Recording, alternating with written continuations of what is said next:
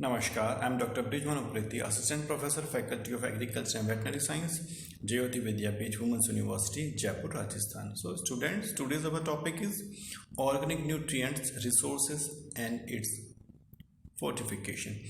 When we discuss about the organic farming, we have already discussed about the organic farming, scope of organic farming, what is the benefit of scope organic farming, and how we can get benefited by adopting organic farming. So now today we are dealing with the nutrient management in organic farming, because as I told you earlier videos that organic farming is a very traditional and systematic method, but it require the proper management, a step by step proper management.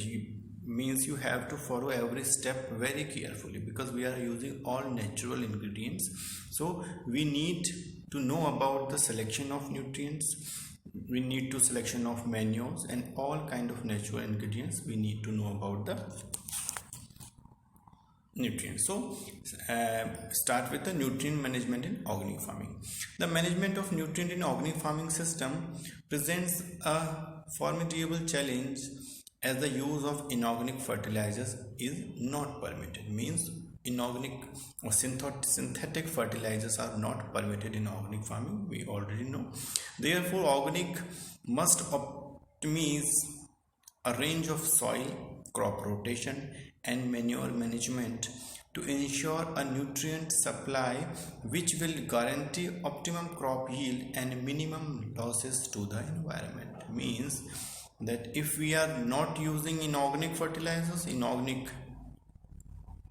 substances, and we are using organic substances like soil, fertilizers, manures, so these nutrients or these organic nutrients increase the productivity of the crop system, and in the second phase or as a byproduct it also improves the environmental health. Means it reduces the pollution in air pollution and water pollution. Agriculture is a very much important, or not important, we cannot say this is important. Agriculture is a number one for polluting the water. Why? Because we are using pesticides, herbicides, hazardous chemical for cultivation. We use numbers of chemicals, synthetic chemicals for the agriculture. So all these chemicals just washed in and reached to the water streams, and that's why agriculture is a sector which is most pollutant for water system. To achieve this objective, an appreciation of the nutrient cycle in farming system is essential, which is possible through various practices. So what are these practices through which we can just improve the organic farming, or we can improve our production through organic farming? So first is manure and compost. In order to alleviate the shortage of fertilizers, the government has placed considerable emphasis on the use of organic fertilizers. Materials such as compost, okay, based on utilization of animal, number one animal, second crop, human waste. Okay, animal waste means cow dung, urine, and these kind of product. Crop waste means crop residues in the agriculture area, these are the, and human waste means kitchen waste and the domestic waste or the water. In addition, other alternatives such as are used as a source of potash. Okay, the burned material, okay, after burning we get potash. Okay, so we use these burning material as a source of potash. Okay, so here you can see that we are using all the natural ingredients. There is no chemical or synthetic substance we are using. The limited availability of biomass and the reduced population of livestock are constraints for the production of organic manure. Large quantities of organic fertilizers are used, but the quality is doubtful. The new material consists mostly of straw, household waste, slag, and soil. Animal waste are scarce since the animal population has fallen in recent years. It was observed at the cooperative farms visited that 10 to 20 tons of compost and 500 to 1000 kg of ash per hectare had been applied to the summer crop at the time of sowing. Composting is an important activity. To increase the adoption of compost, the construction of cemented or tile compost pit along with shade would be beneficial. Okay, so how we can make compost, which kind of compost pit we should make, everything we will know under the organic farming management. Second is green manure. The planting of food, legumes, harvesting the pods prior to fulfill maturity and turning in the biomass into the soil when still green would be better economic positioning than a solely green manure crop, pea, oats, stem, followed by rice. So what they are saying,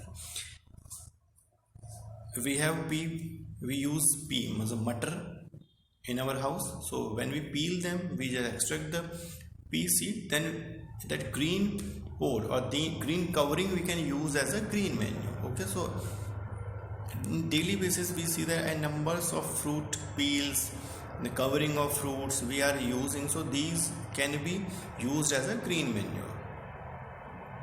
Cropping sequence with green manure crops such as spring oats, common vetch, red clove and pea have been tried in the different countries. Next is biofertilizer. Biofertilizer means EM, effective microorganism. This term is EM. E for effective, M means microorganism, because we are talking about the biofertilizer. Bio means life and fertilizer means as a fertilizer. So biological fertilizer we are using. So we are using that term is effective microorganism. Product as biofertilizer imported. These are very important. Usually EM, effective microorganism, is recommended more for vegetable crop than for other crops. Okay, so this is a question can be asked in your college examination or in your competitive examination, that effective microorganisms are suitable for which kind of crop. Number one option, vegetable crops, cereal, pulses, millets, means vegetable crops. Okay, for vegetable crops effective microorganism is most suitable one. However, it was noted during monitoring visits that in many cases spring crops had nevertheless received 20 kg of EM at the time of sowing and would receive another 100 kg of EM at the following stage. Next point I can say that next question is that why enriched compost? Why you are using that much enriched compost? Compost benefits crop and pastures by adding subsidized carbon to the soil. Compost provide soil carbon. Okay, it provides carbon and many nutrients to the soil. I mean, in a stock we are providing, and if we are using the compost, we are providing compost to the soil. That means directly we are providing enriched or good amount of nutrients to the soil, which will automatically benefited for the plants.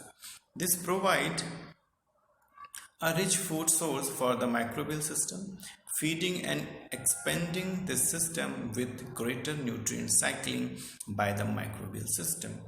Okay, microbes are present in, we are providing microbes to the soil, then we are providing compost also. So compost and microorganism interact with compost, and then what they will do, they will just accelerate or boost up the nutrient cycling, and nutrient cycling, more fast the nutrient will be provided to the plants, and the growth of plant, health of plant and the production will automatically increase. So as I told you that organic farming is a systematic farming. See, okay, we cannot do it randomly. We have to understand every aspect of the organic farming.